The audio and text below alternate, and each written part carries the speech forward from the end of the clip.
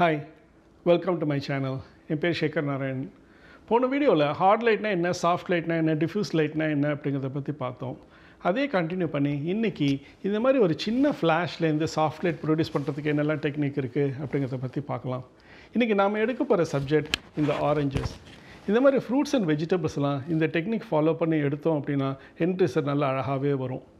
So first இதுக்கு வேணுங்கிற things எல்லாம் ப்ரிப்பேர் பண்ணிவிட்டு அப்புறமா கண்டினியூ பண்ணலாம்.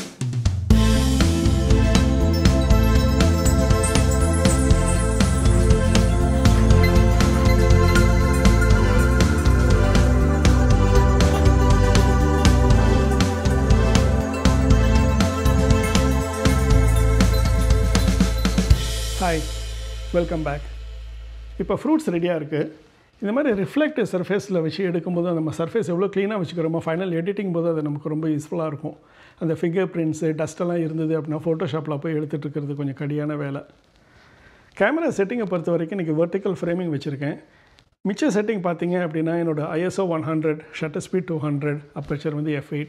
இந்த கண்ட்ரோல்டு என்விரான்மெண்ட்டில் அந்த செட்டிங் எனக்கு ரொம்ப மாறாது. ஸோ இந்த லைட்டிங் வந்து எனக்கு அந்த செட்டிங் கரெக்டாக இருக்குது. ஸோ ஒரே ஒரு பேராமீட்டர் நான் மாற்ற போகிறது இந்த ஃப்ளாஷோட பவர் அவுட்புட் மட்டும்தான். அந்த ஃப்ளாஷ் வந்து நம்ம எப்படி யூஸ் பண்ணுறேன், எங்கே யூஸ் பண்ணுறேன் அப்படிங்கிறத வச்சு அந்த பவர் அவுட்புட்டை மட்டும் நம்ம மாற்றினோம் அப்படின்னா எந்த ஷாட் ஆனாலும் இங்கே எடுத்துகிட்டே இருக்கலாம். ஸோ இன்றைக்கி நம்ம பார்க்க போகிறது இந்த ஃப்ளாஷ்லேருந்து எப்படி சாஃப்ட் லைட்லாம் ப்ரொடியூஸ் பண்ணலாம் அப்படிங்கிறதுக்கு. அதுக்கு நிறைய டெக்னிக்ஸ் இருக்குது. ஒன் ஆஃப் த டெக்னிக் வந்து நம்ம சீலிங்கில் பவுன்ஸ் பண்ணுறது. நம்ம ஈவெண்ட்லலாம் நிறையா பார்த்துருப்போம். சில ஃபோட்டோகிராஃபர்ஸ் வந்து கேமராவில் இருக்கிற ஃப்ளாஷை சீலிங்கில் பவுன்ஸ் பண்ணி எடுக்கிற மாதிரி. எதுக்காக அப்படி பண்ணுறோம் அப்படின்னா, அந்த சீலிங் ஒயிட் சீலிங்காக இருக்கும்போதும் ரூமும் கொஞ்சம் மீடியம் சைஸாக இருந்தது அப்படின்னா அந்த ரூம் ஃபுல்லாக அந்த ஈவென்ட் லைட்டிங் கிடைக்கும். இது எப்போ நமக்கு யூஸ்ஃபுல்லாக இருக்கும் அப்படின்னா, நம்ம ஒரு ஃபேமிலி ஈவெண்ட்டில், ஒரு பர்த்டே பார்ட்டியில் ஒரு குரூப் ஷாட்ஸ் எடுக்கிறோம் அப்படின்னா அந்த மாதிரி பவுன்ஸ் பண்ணி எடுக்கும்போதும் எல்லா இடத்துலையும் ஈவென்ட் லைட்டிங் கிடைக்கும். நம்ம ஃப்ளாஷை டைரெக்டாக த்ரோ பண்ணினோம் அப்படின்னா ஹார்ஷ் ஷேடோஸும் கிடைக்கும். ஸோ நம்ம சீலிங்கில் பவுன்ஸ் பண்ணி எடுக்கும்போது அந்த ரூம் ஃபுல்லாக ஈவெண்ட்டாக இருக்கும் லைட்டிங். ஸோ ரொம்ப பார்க்குறதுக்கு அழகாகவே இருக்கும்.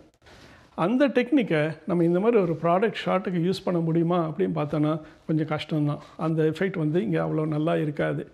ஏன் நல்லா இருக்காது அப்படிங்கிறது ஒரு சாம்பிள் ஷாட் எடுத்துகிட்டு நான் உங்களுக்கு எக்ஸ்பிளைன் பண்ணுறேன். ஸோ இப்போ வந்து பார்த்தோம் அப்படின்னா இந்த ஃப்ளாஷை வந்து நான் சீலிங்க்கு நேராக வச்சுருக்கேன்.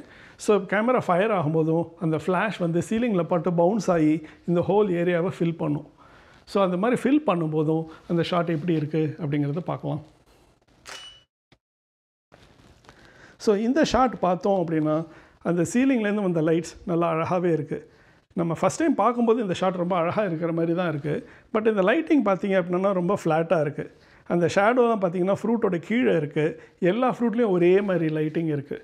ஸோ நம்ம ஃபஸ்ட் டைம் பார்க்கும்போது ரொம்ப நல்லா இருக்கிற மாதிரி இருந்தாலும் அந்த டீட்டெயில்ஸ்லாம் பார்த்தோம் அப்படின்னா இந்த ஷாட் வந்து கொஞ்சம் சுமாராக தான் இருக்குது. அடுத்த டெக்னிக், நம்ம சீலிங்கில் பவுன்ஸ் பண்ணுறதுக்கு பதிலாக பக்கத்தில் ஏதாவது ஒரு வால் இருந்தது அப்படின்னா அதில் பவுன்ஸ் பண்ணலாம். நான் போன வாரமே சொல்லியிருந்தேன், லைட்டோட குவாலிட்டி எவ்வளோ முக்கியமோ அந்த லைட் டைரெக்ஷனும் அதே மாதிரி முக்கியம் அப்படி சொல்லி. ஸோ நம்ம சீலிங்கில் பவுன்ஸ் பண்ணும்போதும் லைட் வந்து மேலேருந்து வர்றதுனால ஃப்ளாட்டாக இருக்குது லைட். இதே நம்ம ஒரு சைடில் ஒரு வாலில் பவுன்ஸ் பண்ணி எடுத்தோம் அப்படின்னா அந்த லைட் வந்து ஒரு டைரெக்ஷன் கொடுக்கும் நமக்கு. ஸோ அந்த டைரெக்ஷன் இந்த சைடு நம்ம வரும்போது அது கொஞ்சம் ஷேடோ வரும். அந்த ஷேடோவை ஃபில் பண்ணுறதுக்கு நம்ம எப்போ யூஸ் பண்ணுற டெக்னிக்காக இந்த பவுன்ஸ் கார்டை நம்ம வச்சு ஃபில் பண்ணிக்கலாம். ஸோ இப்போ வந்து இந்த ஃப்ளாஷை நம்ம அந்த பக்கமாக திருப்பி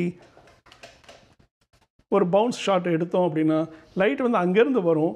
இந்த பக்கம் இருக்கிற ஃபோம் கோட் வந்து இந்த பக்கம் இருக்கிற ஷேடோவை கொஞ்சம் ஃபில் பண்ணி கொடுக்கும். ஸோ இந்த ஷாட் எப்படி இருக்குது அப்படிங்கிறத பார்க்கலாம். ஸோ என்னோடய சீலிங்கை விட இந்த வால் வந்து கொஞ்சம் பக்கத்தில் இருக்குது அப்படிங்கிறனால நான் ஃப்ளாஷ் பவர் கொஞ்சம் கம்மி பண்ணணும்.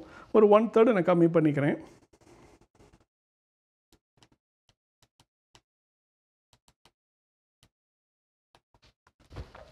ஸோ இப்போ ஒரு ஷாட் எடுத்து பார்ப்போம். இந்த ஷாட் நல்லா அழகாகவே இருக்குது. அந்த பவுன்ஸ் பண்ணினது நல்லா தெரியுது. இதில் அந்த டைரெக்ஷன் வந்து லெஃப்ட் சைட்லேருந்து ரைட் சைடில் அந்த லைட் ஃப்ளோ ஆகிறது நல்லாவே இருக்குது. அந்த ஷேடோஸ்லாம் பார்த்திங்கன்னா ரைட் சைடில் சட்டிலாக இருக்குது. அது வந்து நம்ம இந்த ரிஃப்ளெக்டர் கார்டு இங்கே வச்சுருக்கிறதுனால அது நல்லாவே ஒர்க் பண்ணியிருக்கு இந்த இடத்துல. ஓவரால் இந்த ஷாட்டில் குத்தம் சொல்கிற மாதிரி ஒன்றுமே கிடையாது. நல்லாவே எனக்கு தேவையான மாதிரி நல்லா அழகாகவே ஃபார்ம் ஆகிருக்கு. அடுத்த டெக்னிக்காக இந்த ஃப்ளாஷை வந்து ஒரு சாஃப்ட் பாக்ஸில் வச்சு அது எப்படி ப்ரொடியூஸ் பண்ணுது அப்படிங்கிறத பார்க்கலாம். இந்த வால்லேருந்து ப்ரொடியூஸ் பண்ணுறத விட இந்த சாஃப்ட் பாக்ஸ்லேருந்து வர லைட் குவாலிட்டி இன்னுமே கொஞ்சம் நல்லாவே இருக்கணும். ஆனால் அதுதான் அந்த சாஃப்ட் பாக்ஸோட வேலையே. ஸோ அந்த இதை செட் பண்ணிவிட்டு கண்டினியூ பண்ணலாம். ஸோ இப்போ இந்த ஃப்ளாஷை வந்து நான் சாஃப்ட் பாக்ஸில் செட் பண்ணிவிட்டு எவ்வளோ க்ளோஸாக வைக்க முடியுமோ அவ்வளோ க்ளோஸாக வச்சுருக்கேன். என்னோடய ஃப்ளாஷ் பவரும் அதுக்கு தகுந்த மாதிரி நான் அட்ஜஸ்ட் பண்ணி வச்சுருக்கேன். ஸோ இப்போ ஒரு ஷாட் எடுத்து பார்ப்போம் இது எப்படி இருக்குது அப்படின்ட்டு. வாவ், இந்த ஷாட் ரொம்ப நல்லாவே இருக்குது. நம்ம வால்லேருந்து பவுன்ஸ் பண்ணுறதுக்கும் அந்த சாஃப்ட் பாக்ஸ் யூஸ் பண்ணுறதுக்கும் அந்த குவாலிட்டி ஆஃப் லைட் நல்லாவே தெரியுது. அந்த ஷேடோஸ், ஹைலைட்ஸ் எல்லாமே ரொம்ப அழகாக எனக்கு வேணுங்கிற மாதிரி கரெக்டாக இருக்குது. ஓவராலாக இந்த ஷாட்டில் குத்த சொல்கிற மாதிரி ஒன்றுமே கிடையாது. கேமராலேருந்து வந்த அவுட்புட்டே ரொம்ப நல்லாவே இருக்குது. என்ன பண்ணலாம் அப்படின்னா, இந்த மாதிரி ஃப்ரூட்ஸ் அண்ட் வெஜிடபிள்ஸ் எடுக்கும்போது அதை இன்னும் கொஞ்சம் ஃப்ரெஷ்ஷாக இருக்கிற மாதிரி காமிக்கலாம்.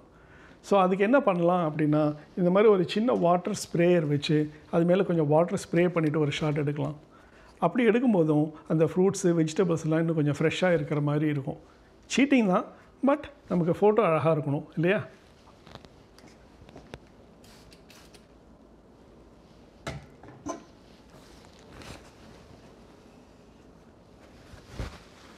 ஸோ இப்போ அது மேலே லேசாக வாட்டர் ஸ்ப்ரே பண்ணியிருக்கேன். இந்த ஷாட் எப்படி இருக்குது அப்படிங்கிறத பார்க்கலாம். வாவ், அந்த வாட்டர் ஸ்ப்ரே பண்ணது இந்த இமேஜில் நல்ல எஃபெக்டிவாகவே இருக்குது. இந்த டெக்னிக் வந்து ஃப்ரெஷ் வெஜிடபிள் ஃப்ரூட்ஸ்லாம் எடுக்கும்போதும் அப்ளை பண்ணலாம். ஸோ அந்த ஃபைனல் ப்ராடக்ட்டில் அந்த ஃப்ரூட்ஸ் அண்ட் வெஜிடபிள்ஸ்லாம் கொஞ்சம் ஃப்ரெஷ்ஷாக இருக்கிற மாதிரி நல்லா அழகாக இருக்கும். இந்த வீடியோ உங்களுக்கு பிடிச்சிருக்கும் அப்படின்னு நினைக்கிறேன். கண்டிப்பாக லைக் பண்ணுங்கள், கமெண்ட்ஸ் போடுங்க, உங்கள் ஃப்ரெண்ட்ஸோட ஷேர் பண்ணுங்கள். அடுத்த வீடியோவில் வேறொரு டெக்னிக், வேறொரு ஃபுட். டேக் கேர், பாய் பாய்.